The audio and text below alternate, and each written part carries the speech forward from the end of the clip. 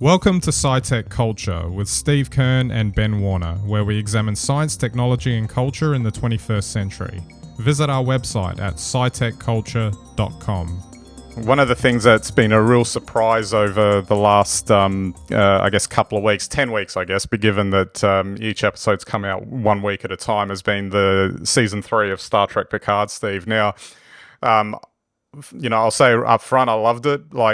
Being a fan of the original Next Generation show and basically 90s Trek, which was basically what you'd call it the second wave of Star Trek after the original series. And the thing that just blew my mind with this season 3 is that, and I'll say it in a bit more detail in a minute, is that the showrunner this season clearly understood the source material, because the first 2 seasons of Picard had their detractors. I thought they were okay, but they weren't what you would call Star Trek, I would say. It was just a science fiction show that just happened to have Picard in it. You had to take it for what it was. If you were expecting, like that sort of traditional Star Trek type feel and vibe, it just wasn't there. And so they come in with season 3, and it effectively is another season of the Next Generation. So...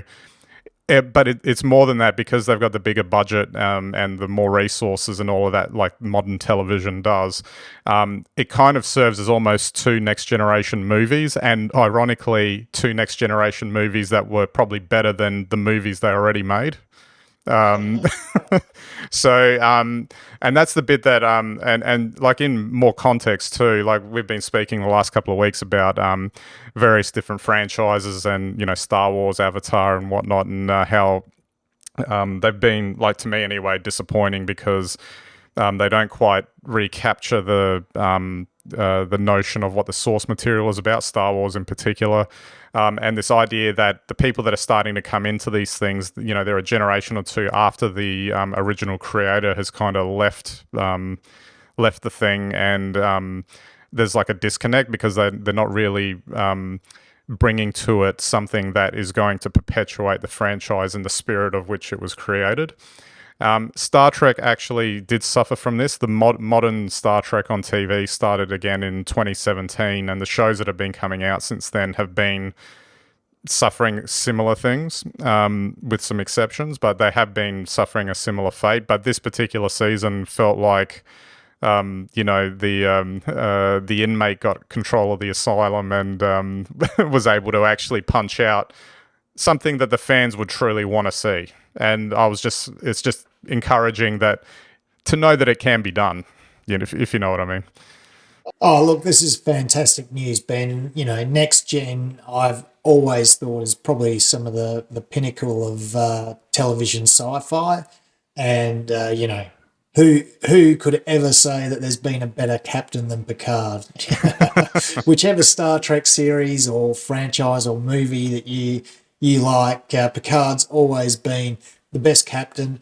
And that's because Next Gen had the best stories. There was always a philosophical or ethical question in that, and each episode was about unpicking that, but unpicking it and really giving ourselves a perspective on humanity, how we probably should live if we were out there amongst the stars meeting, new species, but also gives us a perspective on how we might improve the way we live on Earth today. And it's great to hear now, to hear you say that the current series really goes back to its roots and has that essence, which is now a combination of probably the advance in television or content streaming that we've seen over the last 10 years, where so many good scripts and so many good series come out each year, and the production quality now is just exceptional. And, you don't need to go to a cinema anymore to see this. They can make series that are every bit as good as what we used to think you could only appreciate on the silver screen. So it's fantastic. And I think, this is probably, for me, this is a high point in content production, and it's a high point in science fiction. The only thing that I feel maybe a little bit sad about is that maybe this is the only, like, this was the one shot at at the dartboard and they got it, and it might not happen again. Let's hope that that they do bring it again. Just some final points on it though is that it feels like the proper send off that crew didn't get. Now they did have a good ending to the show, but the movies kind of petered out. And the last time that we saw the crew on screen together, that film Nemesis was really, I was like really upset after I finished watching that in the cinema because I just thought it was such a lackluster entry, and that was it. That was, we never saw them again until basically now with this current season. And it feels like, yeah, and in listening to some of the interviews with the showrunner, he basically said, I want to give them the send off that they never got. That was his mantra for the going into the show, and I thought great, and I think he did it successfully. And for anyone, I've complained about fan servicing in the past with other shows and franchises. This season is full of them. There's a truckload of fan service in there, but they were clever enough to tie in the fan service into the actual new plot that they're telling in this season. So instead of it being just a gratuitous moment of an old character coming back or a scenario or something that you remember from the show just being there for the hell of it, so you can go, oh yeah, I remember that. Instead of that, it's like, it's there, you have that experience, but then it's also tying into and advancing the story.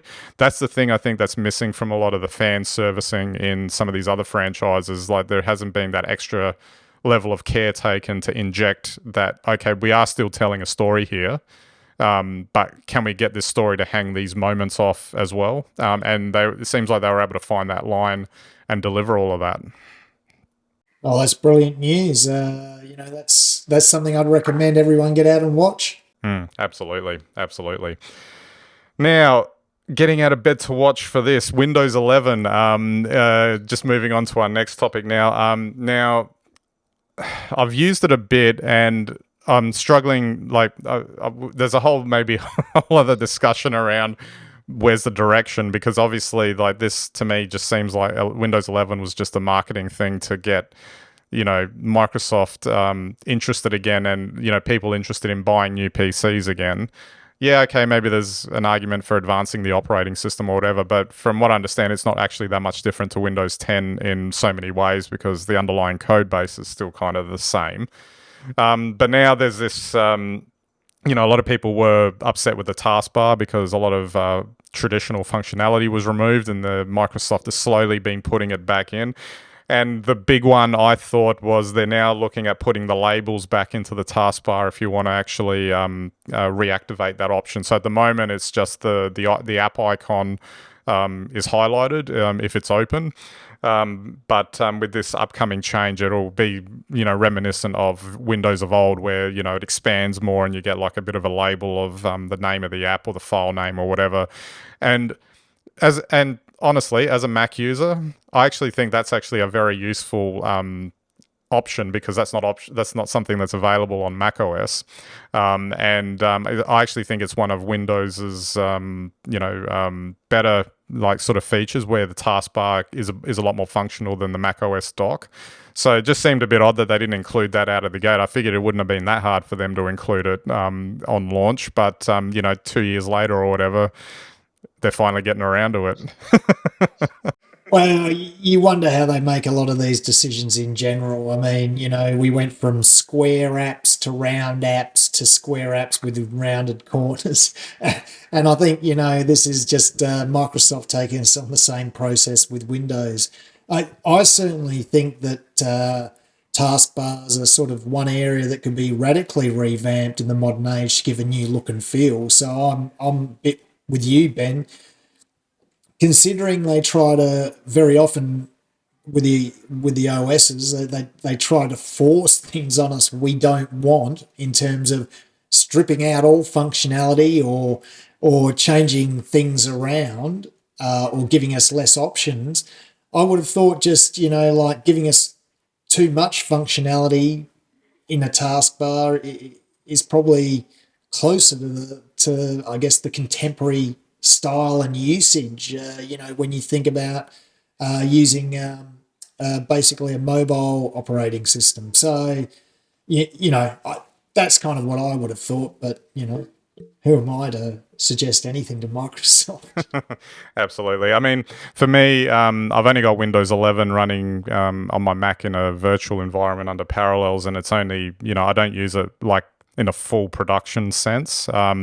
So, I mean, I'd be more curious, like with, where I work with the laptop I've got there, if they eventually upgrade to Windows 11, although they probably won't for like 5 years or something like that, knowing how IT departments work. But it'd be interesting to maybe use it in a full production environment to see how that experience would be. I mean, obviously you'd be able to make it work because it's still Windows, but there's something about the way Windows 10 was doing things for a long time, and I have to wonder whether Microsoft's got themselves stuck in the sense of how Windows XP hung around for a long time, and then Windows 7 hung around for a long time, and people just wouldn't move. And Windows 10 might be something similar, perhaps.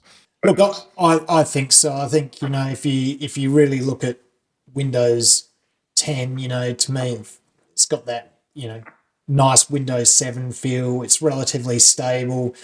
Once you get used to it, it works really well, and it's quite functional. And to be honest, I quite like the way the Office products integrate with the OS, which, after 30 years they should have got right by now. And with the exception of Teams, but let's not even go there. So it's I think it's you're right. I don't think people would be rushing off to Windows 11. And you know, honestly, it's the little things in terms of user experience that really turn people off. And if you don't get those things right, or if you don't offer them something new that they really want, then nobody's going to be in a hurry just to get a different color or a different look.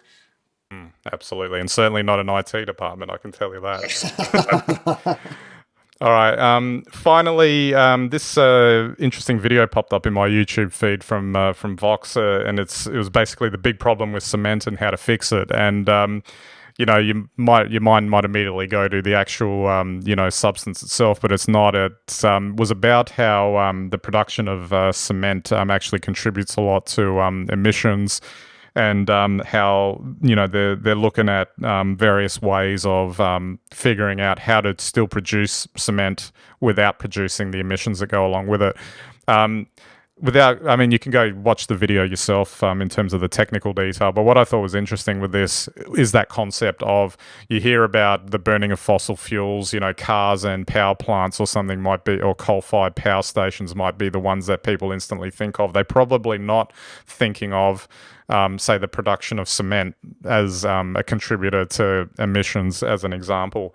And given how ubiquitous it is, and how there's this, in a lot of a lot of countries, a lot of big cities now, there's just endless or seemingly endless developments going up around the place that require the use of cement, and maybe not used as efficiently, even in its final form, all the way to the nth degree. How important fixing something like this actually is, if we're really going to be serious about addressing climate issues, etc.